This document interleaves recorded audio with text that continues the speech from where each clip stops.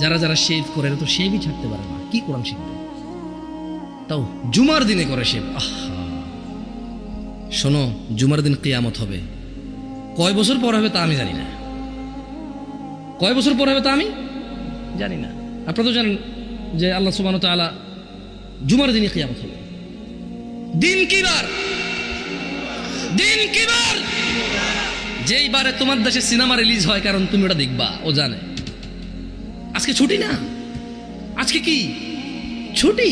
So cinema আজকে release হবে যাতে তোমরা সবাই যা দেখতে পারো। ওই দিন পৃথিবীটা ভেঙে চুরমার হয়ে যাবে। ওই দিন সমুদ্রের পানিগুলো উদ্দোলিত হবে, পাহাড় পর্বতগুলো কীট পতঙ্গের মতো হবে, তারকা নক্ষত্র ঝরে পড়বে, সূর্য আলোহীন হয়ে যাবে, মাটি তার সবকিছু বের করে দিবে।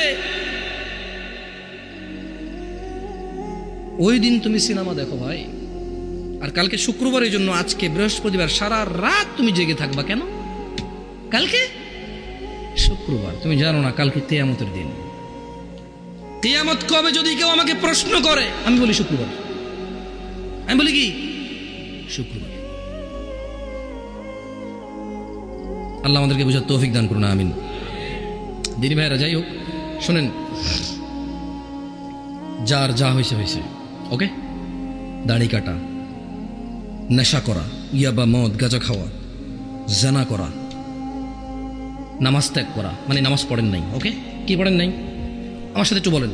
নামাজ পড়েন নাই, রোজা রাখেন নাই, জানা করছেন, মদ খাইছেন, ওকে? এগুলো তো পাপ, পাপ না? আজকের যুগে সবচেয়ে কোন পাপে বেশি মানুষ জড়িত বলতে পারেন? সুদ, ঘুষ, জেনা। আসলে প্রথম হবে জেনা, প্রথম হবে কি? এর আগে হবে নেশা, এর আগে কি হবে? নেশা। কারণ নেশাকে তো নেশাই মনে করেন অনেকে। আজকের যুগে ভাই শোনেন, এই সমাজ থেকে আপনি বলেন যে সমাজে জেনা নাই, নেশা নাই, আর কিস্তি সুদ নাই, কি অপরাধ আছে বলেন?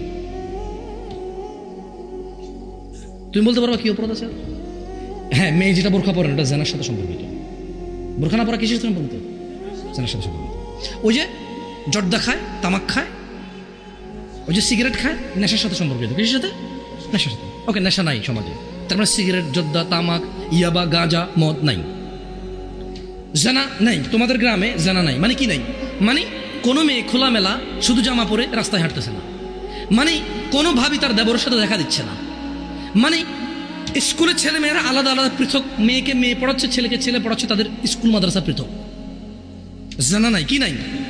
জানা নাই। মানে পার্কে কোনো ছেলে মেয়ে হাত ধরে হাঁটতেছে না, মানে বাপ মেয়ে ছেলে মেয়ে সবাই মিলে বসে বসে নাচ দেখতেছে না, মানে ওই যে কোনার দোকান আছে না, কোনার দোকান, ওই দোকানে যে টেলিভিশনটা চলে, সবাই পান খায় আর বসে বসে দেখে নাটক, সিনেমা, সবাই মিলে জানা লিপ্ত, এটা নাই।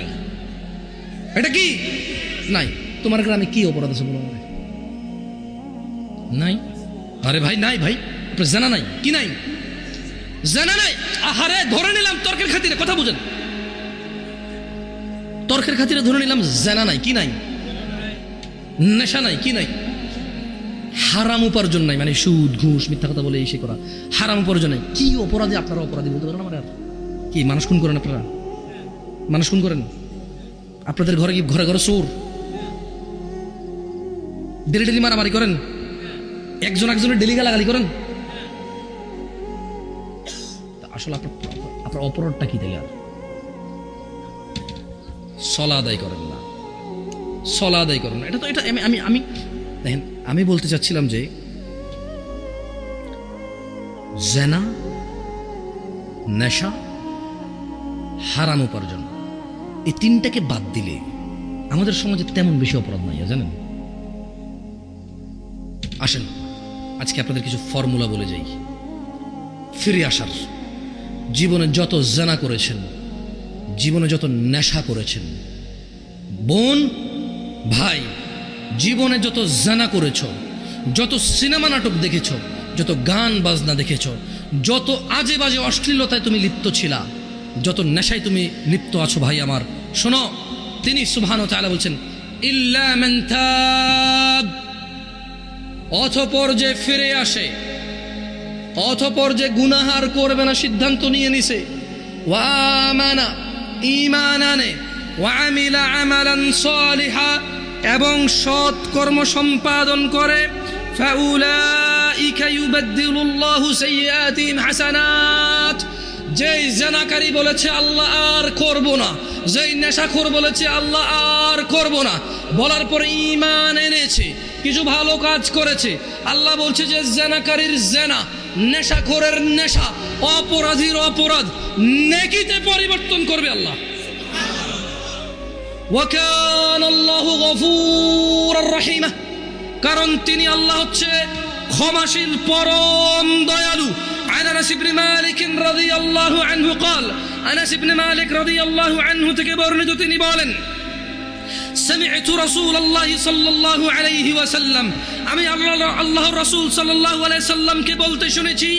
আনাস ইবনে মালিক রাদিয়াল্লাহু আনহু বলছে, আমি আল্লাহর নবীকে বলতে শুনেছি। আনাস ইবনে মালিক রাদিয়াল্লাহু আনহু বলছে যে আমি আনাস নিজে আল্লাহর নবী সাল্লাল্লাহু আলাইহি সাল্লামকে বলতে শুনেছি।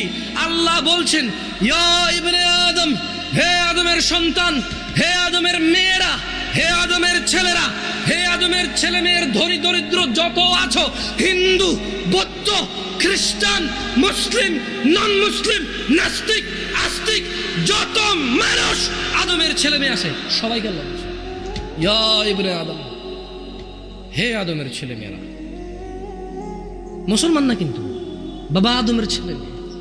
এই পৃথিবীতে যত মানুষ আল্লাহকে মানে আর মানে না, এই পৃথিবীতে যত মানুষ আল্লাহকে ডাকে আর ডাকে না, এই পৃথিবীতে যত মানুষ আল্লাহর স্বীকৃতি দেয় আর দেয় না, এই পৃথিবীর যত মুশরিকরা আছে, মুওয়াহিদরা আছে, মোট কথাই এই পৃথিবীতে যত মানুষ আছে, যত মানুষ, সবার জন্য একটা দারুণ দারুণ সুসংবাদ আছে ভাই।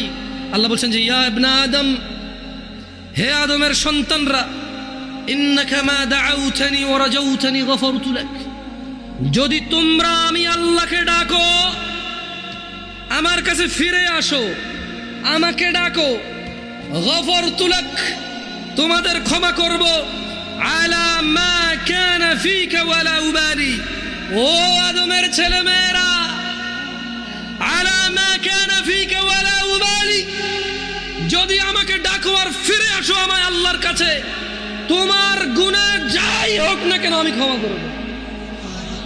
ইয়া ইবনে আদম, হে আদমের সন্তানরা, লাউ বালাগাত যুনুবুকা আনানাস সামা, যদি তোমাদের গুনাহ আসমানের মেঘমালা পর্যন্ত পৌঁছায়, সুম্মা ইস্তাগফারতানি, অতঃপর তোমরা যদি বলো আল্লাহ আমাকে মাফ করেন, আল্লাহ বলছে গফারতু লাক ওয়া লা উবালি, তোমাকে মাফ করব, কারো পরোয়া করব না। কিন্তু কি একটা শর্ত আছে, ইয়া ইবনে আদম, হে আদমের সন্তানরা, ইন্নাকা লাউ আতাইতানি বিকুরাবিল আরদি খাতিয়া, হে আদমের ছেলে মেয়েরা, তোমরা যদি এই জমিন পূর্ণ অপরাধ নিয়ে আমি আল্লাহর কাছে আসো, সুম্মা লাকিতানি, অতঃপর আমি আল্লাহ জমিন পূর্ণ তোমার একজনের অপরাধের মধ্যে, লা তুশরিকু বি শাইআ, তোমার জমিন ভর্তি অপরাধ কিন্তু আমি দেখতে পাচ্ছি তুমি আমার সাথে শিরিক করোনি, আল্লাহ বলছেন যে লা আতাইতুকা বিকুরাবিহা মাগফিরা, শোনো, তোমার এই জমিন পূর্ণ অপরাধের মধ্যে যদি শিরিক না থাকে, আমি আল্লাহ জমিন পূর্ণ ক্ষমা নিয়ে এসে ক্ষমা করে দেবো।